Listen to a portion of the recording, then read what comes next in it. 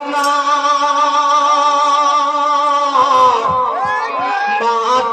જમનો માર છે તમે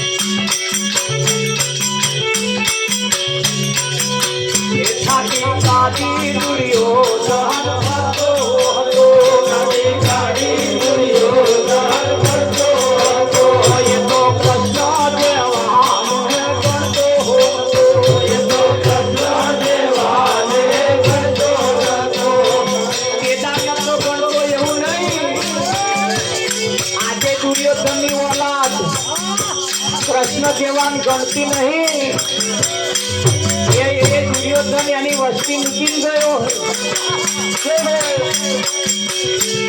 रामायण में मंथरा कई कई ने चढ़ाई गई ये मंथरा अजू यानी वस्ती मुकिन गई है रामायण में तो एक फरिये फरिये ग्वामे ग्वाम नरी मंथराओ आई हमने वाला मुकिन गयो एवा नहीं चेता रे जो ये खाती काटी दुर्योधन फरतो खाती काटी दुर्योधन फरतो ये तो कृष्ण देवाने गणतो ये तो कृष्ण देवाने गणतो काने कपड़ा चोरा देता माथे जमो मार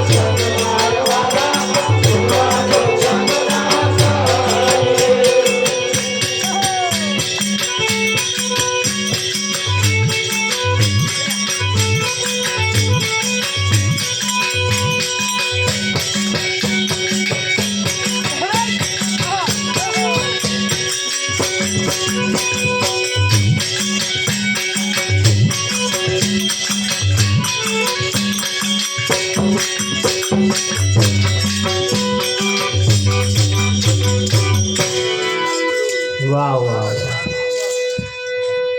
મારા વાલા થોરીએ બાથોડીઓ ના મારીએ એના જેણા જેણા એના કોટ અહીં ભજનમાં થોરિયાનું શું કોમ છે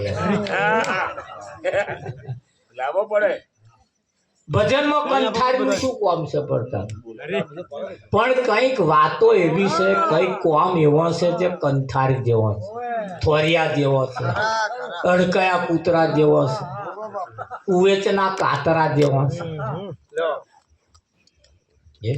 છે કે નહીં પણ સમझदार को इशारा काफी સમજદાર को इशारा કાફી આ બધું લાવવા પાછળનું કારણ સિદ્ધાંત એનું જે છે ને સિદ્ધાંત તરફ જવા માટે આ બધાના ઉપયોગ કરવા પડે છે ખરા ખરા બાપુ હે ખરું કે નહીં? તો એ પણ કયું સંતોએ તમે જુઓ હે तम देखो न मेरे भाई नाव में नदिया डूबी जाए घड़ो ना डूबे घड़ी ना डूबे हाथी मिल मिल जाए ए घड़ गोगरे पानी चढ़िया कीड़िया तरसी जाए रे तुम देखो न मेरे भाई नाव में नदिया डूबी जाए ખરું ખરું ખરું ખરું ભણી ગણી જે ડોક્ટર થાય ને ડોક્ટર એટલે એના શરીરનું આખું જ્ઞાન હોય દિલનું. આખી શરીરે પ્રકૃતિ છે અને આ શરીરની પ્રકૃતિનું એનું ભાન થઈ જાય વિઠ્ઠલ. શરીરની પ્રકૃતિનું એનું આખું ભાન થઈ જાય અને ભણ્યા પછી જે સાચું છે એ માને જૂઠા ના માને આ ઓનું નામ ભણતર. પણ અહીં તો શું બન્યું અભણ કેવું અરે અરે યાદ રાખે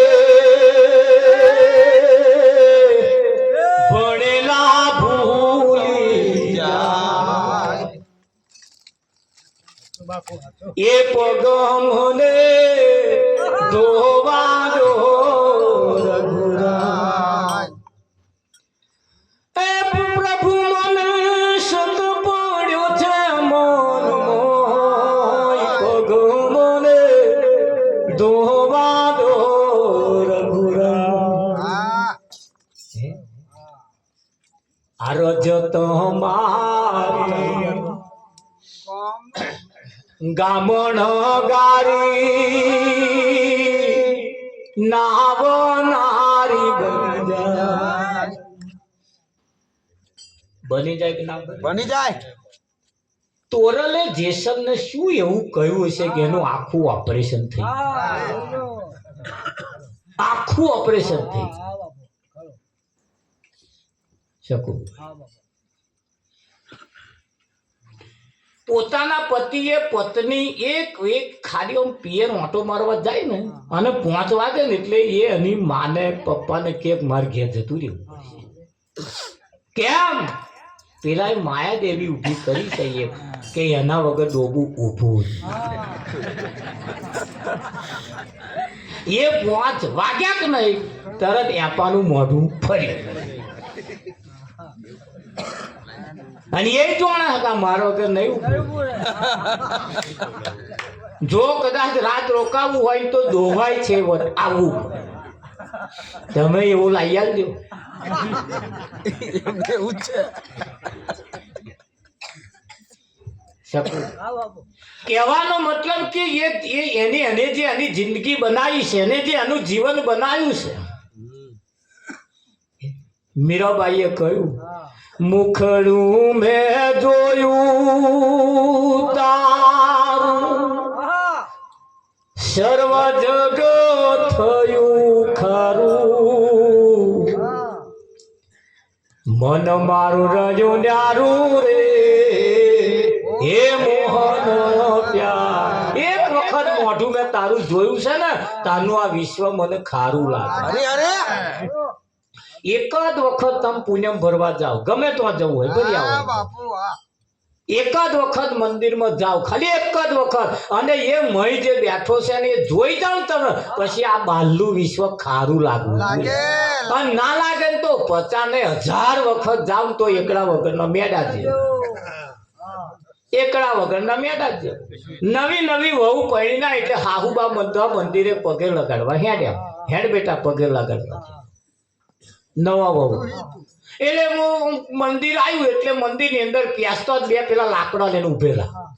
ચડીતા એટલે હાહુબા તો આગળ હેડ્યો, પણ વહુ પાછળ તે પેલો લાકડા વાળાને જોઈને બૂમ પાડી, ઓ બા.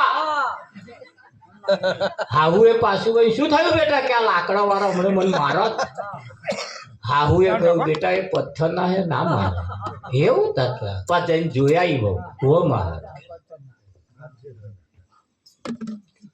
આગળ જતા જતા રસ્તો પેલો પગથિયા ચડવાનું તો બે હાથી મૂકેલા, તે બૂમ પાડી, ઓ બા. કે શું થયું? હાથી સૂંઢ મારત કે બેટા એ પથ્થર ના હે. કે એવું તત્વ ઉપર ચડ્યા ને તાર મેં ગેટમાં પેસતા મંદિરના દરવાજામાં પેસતા બે વાઘ મેલેલા, અને જે રાડ પાડી જે ન્યાચે ઉતરી પડ્યો, ઓ બાપા કે વાઘ ખાઈ જાત મને.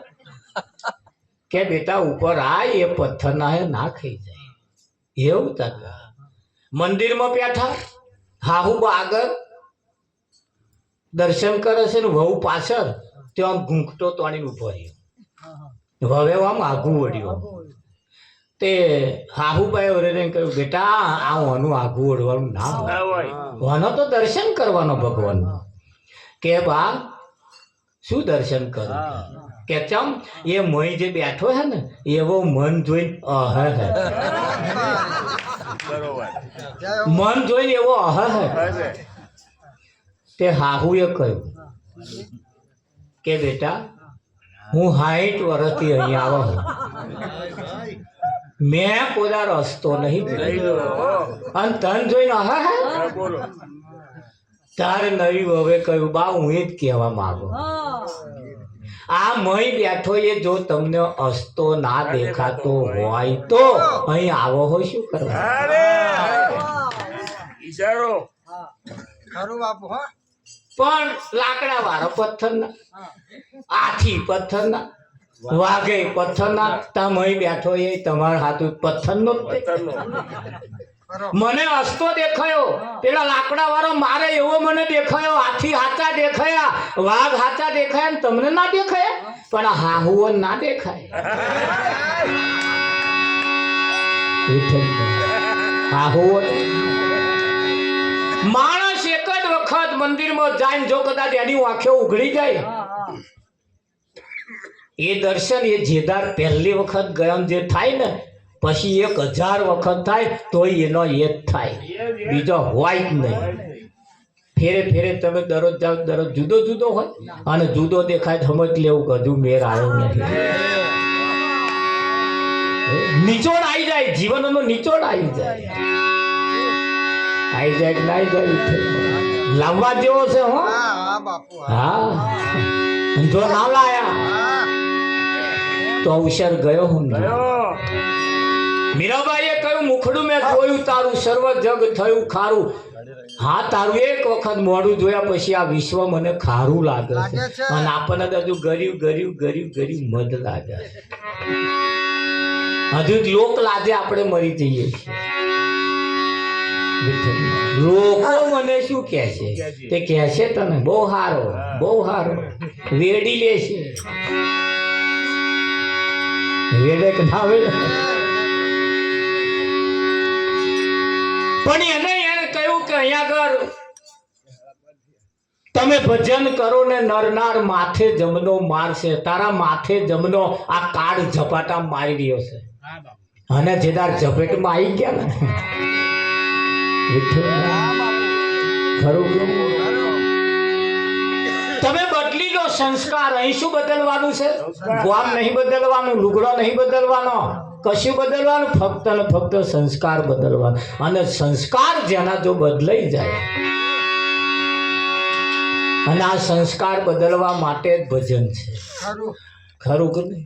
હા, ગામમાં શ્રાદ્ધના દિવસો ચાલતા હતા, બધા કાગવાસ કાગવાસ કરતા હતા. એક છોકરા એની માને આવીને પૂછ્યું, મમ્મી બધાય એમના પપ્પાને બધાને શ્રાદ્ધ નાખે, આપણે મારે મારા પપ્પાને શ્રાદ્ધ નહીં નાખવાનું? કે બેટા આપણે નહીં નાખવું. કે કેમ નહીં નાખવું? કે બંને ચાલો નહીં નાખવું. તા કે પણ કેમ બધાય નાખે આપણે નાખીએ કે અને તું નાખ કે. એટલે છોકરાએ જ પકડી, એટલે એની માએ તૈયાર કર્યું બધું અને શ્રાદ્ધ વિઠ્ઠલ મરણ નાખવા ધાબા ઉપર ગયા અને કાગવાસ કરીને જે કદી છોકરે નાખ્યું બધા કેટલાય કાગડા ખાવા. ઓહો. એટલે છોકરાએ માને પૂછ્યું કે માં હા આ બધા કાગડાની મેં મારો બાપ કયો? ધન રાખજો, મારો બાપ કયો? એટલે માએ કહ્યું કે બેટા પેલો છેટો બેઠો બેઠો ખાય છે ને એ તારો બાપ.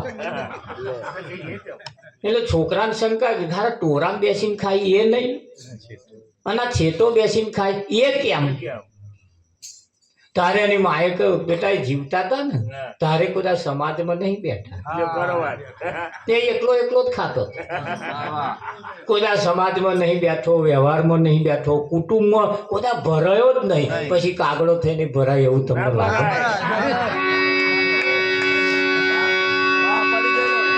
કાગડો થયો તોય અલગ છેટો બેઠો બેઠો થાય કે ના થાય? લક્ષણ કયા લે? શું કયા લે? તમારો લક્ષણ હાથ પેઢીએ બોલે. બોલે બોલે ભગવાન. પેલા 8-10 છોકરા રમત કરતા હોય તે કોક જણો કેમ આ પેલો જે છોકરો નખરા કરે ને હા એન દાદા આવા હતા, એન દાદા નામ આવા જ લક્ષણ હતો પડતા હો કે એવું પેલા કે. જો ત્રીજી પેઢીએ લક્ષણ હારા ન્યાકર્યા એ ફણગા કાઢે જ તે જવાના છો તમે. અને એને કહ્યું સંતો એક ભાઈ બદલી લો સંસ્કાર. બાળક ગર્ભ ધારણ કરે ને ત્યારથી જ એના સંસ્કાર ચાલુ થાય અને મરી જાય તો સુધી એના 16 પ્રકારના સંસ્કાર લઈને બાળક જન્મે છે. છેલ્લો સંસ્કાર એ અગ્નિ સંસ્કાર. પછી કશા સંસ્કાર કરવાના બાકી રહેતા નથી. હવે જો અગ્નિમાં બળી જવું છે કે ભળી જવું છે, આ સંસ્કાર બદલવાનો મોકો ને વખત આવ્યો છે. ભજન એ ખાલી ગાવા બજાવવા પૂરતું નથી, ભજન ખાલી હોભરવા પૂરતું નથી, ભજન ખાલી રાત કાઢી નાખવા માટેનું નથી, ભજન તો જીવનમાં ઉતારવા માટેનું. અને કદાચ જીવનમાં જો ભજન બેસી જાય, કોઈક બેનનામ જો આપણે જે વાત કરી બેસી ગઈ છે ને તો સવારમાં જો એમનું મોઢું આમ મલક મલક અને નહીં બેઠું હોય તો પછી એવું ને એવું ટીવીનો ટોપલો ફરી ગયો હોય તો સમજવું કે આ ગહે જતું આપણી મહેનત પડીને ગઈ કોણ. અને જો બેઠું હશે તો અઠવાડિયે 15 દાડા પછી આપવાનું કોઈક મળશે ને તારે ઘેર મારા તમે ગયા ને પણ મારા ઘેરથી ફેર પડી ગયો, ફેર પડ્યો નહીં તો પહેલા તો કોઈ હસતો જ નતો, હવે તો હસે એક ના કે. અને યુરિયા ખાતર નાખીએ ને હારે હાથે ઘઉં કે ડોંગર એનો કલર ના બદલે યાર બધી નાખ. તો ભરી એનો ગુણ નાખવા એક યુરિયા ખાતર નાખે એટલે કાં તો ઘઉં કાના કલર બદલે કે ના બદલે. અને અહીં જો કલર ના બદલે યુરિયા ખાતર કરતો હોય આપણું ભજન ગયું.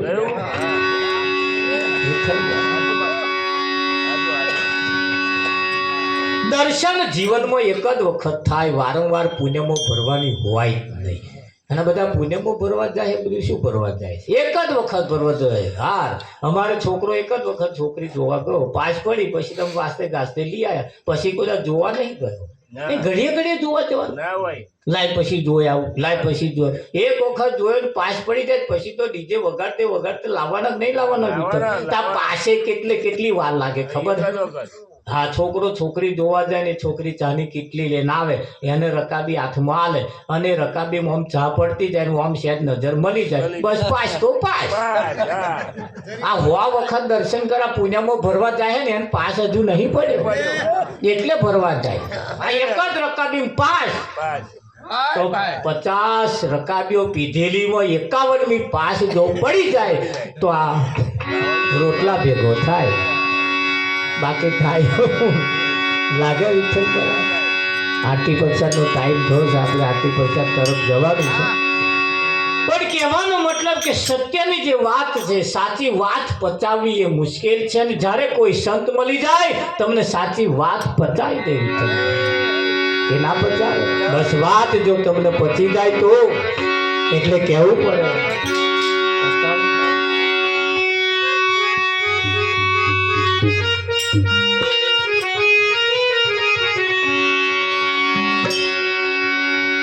આવો તારે આજે આપણે આરતી ઉતારી.